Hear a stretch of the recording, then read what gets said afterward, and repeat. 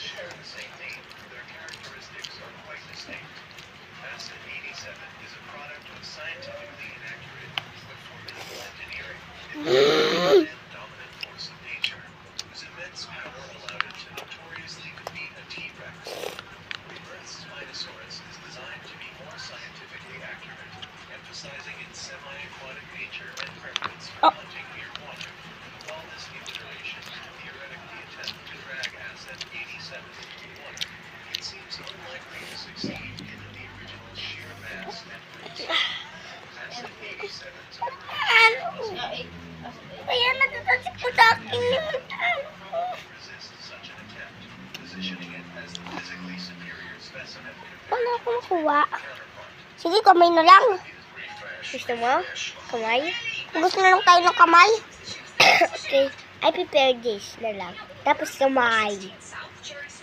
Ay, yun. Wait. Sorry, I haven't got any packages lately. That nice son of a bitch. Sarap. My shoes.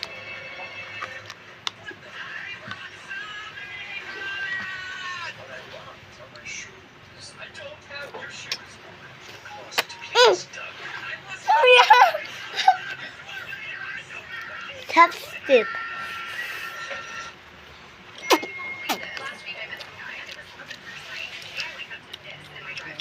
Once you did something good with your life, what does this man of yours do? He's a big tech company. Maybe runs his own business. I want to meet him ASAP. Well, actually, he's a prince from Nigeria. His family is very well known Ang tayo yung kamay ah. right now. As for when you can meet him, he's actually been having some issues with his papers, so I had to send him some of your savings while his bank is frozen. But not Put mo na pa ah. once he gets it back. Kasang ulo.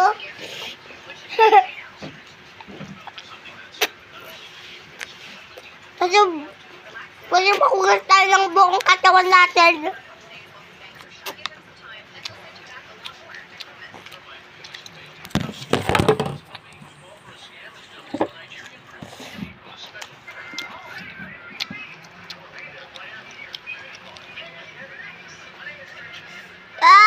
Ang baling. Ito ba? May isa pa sa baba ah. Ah! News. News. Ito, seriously. Huwag nito. I'm going to get some free ball. Here. Ubusod na. Tingnan mo. Eat this how to eat. Hati mo. Sa'yo, sa akin. Okay, go.